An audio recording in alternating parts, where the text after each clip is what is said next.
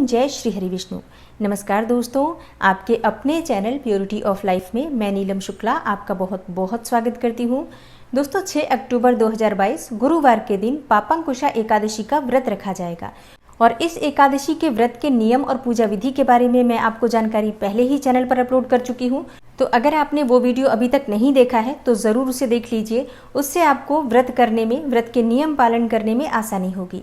और आज की वीडियो में आप सुनेंगे पापांकुशा एकादशी व्रत की कथा, पारण के शुभ मुहूर्त के बारे में और पारण की विधि क्या होती है इस बारे में जानेंगे।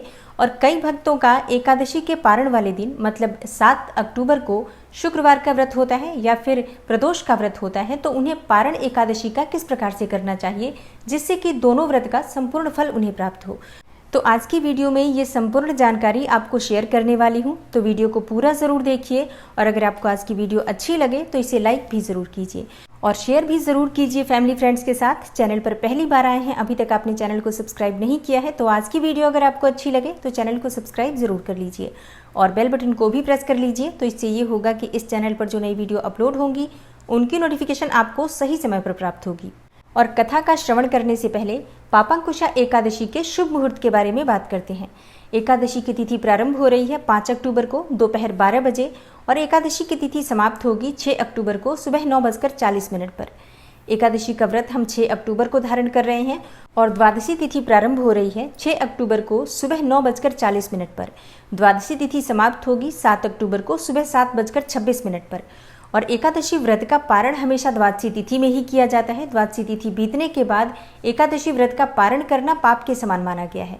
तो ऐसे में पारण का शुभ मुहूर्त क्या होगा, देखिए। पारण हमेशा सूर्योदय काल के बाद ही किया जाता है और 7 अक्टूबर को सूर्योदय काल का समय है सुबह 6:24।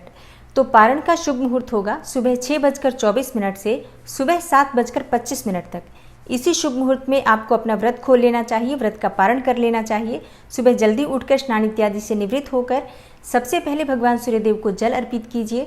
उसके बाद आपके घर के मंदिर में जो भगवान श्री हरि विष्णु की मूर्ति या प्रतिमा विराजित है उनकी विधिवत पूजा आराधना कीजिए और इसके बाद शुद्ध सात्विक भोजन बनाकर भगवान श्री हरि विष्णु को भोग अर्पित कीजिए।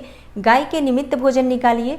उसके बाद किसी ब्राह्मण को अगर घर बुलाकर भोजन करा सकते हैं अत्यंत श्रेष्ठ होगा। अगर ऐसा संभव नहीं हो तो ब्राह्मण के निमित्त भोजन की कच्ची सामग्री या कुछ पैसे निकाल कर रख दीजिए और शुभ मुहूर्त में आप अपना व्रत खोल लीजिए।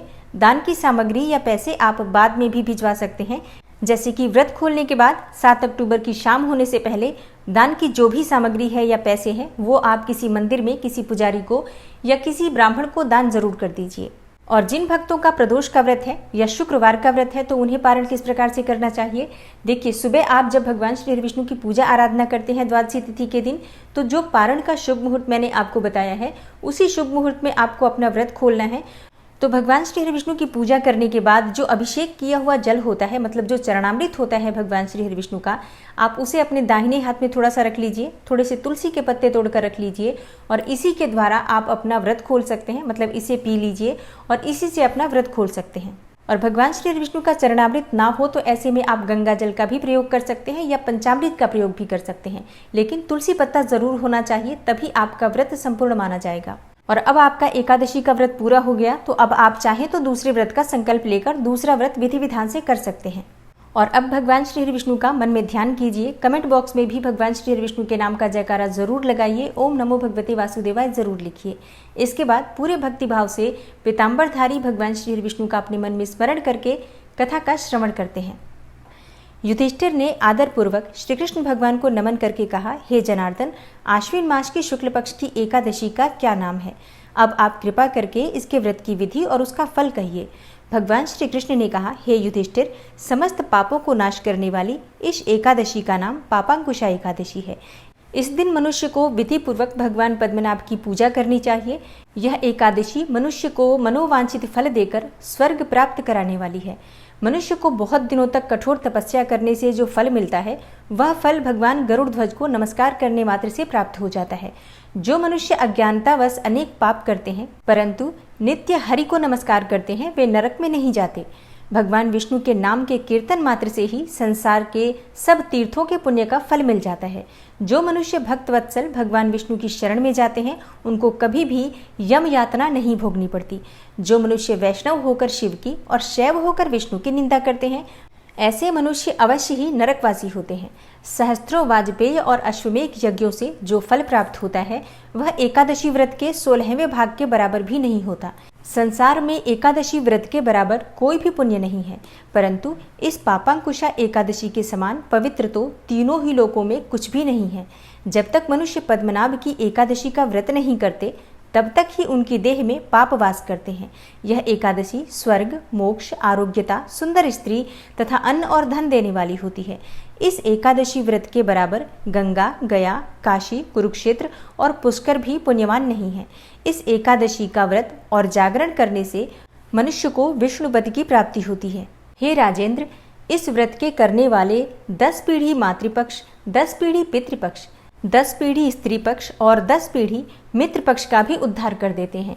वे स्वयं भी दिव्य देह धारण करके चतुर्भुज रूप होकर, पीतांबर पहनकर और हाथ में माला लेकर गरुड़ पर चढ़कर विष्णुलोक को जाते हैं। हे राजन, इस व्रत को करने से पापी मनुष्य भी दुर्गति को प्राप्त न होकर सद्गति को प्राप्त होता है। आश्विन मास की शुक्ल पक्ष की इस पापांकुशा एकादशी का जो व्रत करते हैं वे अंत समय में हरिलोक को प्राप्त होते हैं तथा समस्त पापों से मुक्त हो जाते हैं। सोना, तिल, भूमि, गौ, अन्न, जल, छत्री तथा जूती दान करने से मनुष्य यमराज को नहीं देखता।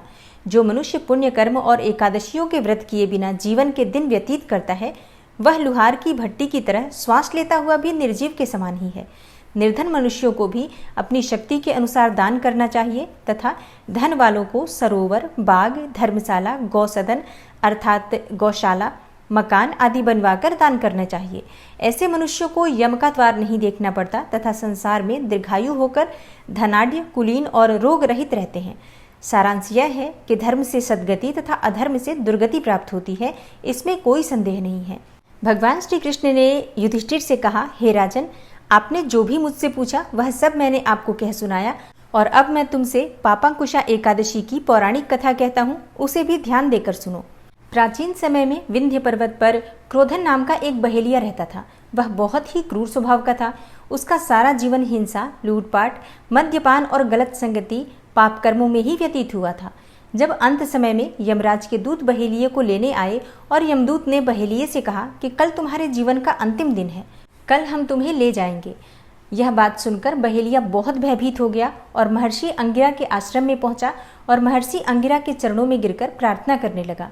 बहेलिये ने ऋषिवर से कहा, मैंने सारा जीवन पाप कर्म करने में ही व्यतीत कर दिया है। कृपा करके मुझे कोई ऐसा उपाय बता दीजिए जिससे मेरे सारे पाप मिट जाएं और मोक्ष की प्राप्ति हो जाए। उसके निवेदन करने पर महर्षि अंगिरा ने उसे आश्विन मास की शुक्ल पक्ष की पापांकुशा एकादशी का विधि पूर्वक व्रत करने को कहा।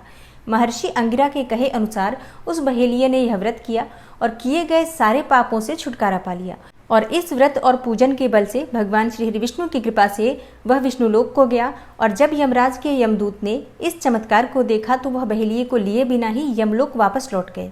ओम जय श्री हरि विष्णु।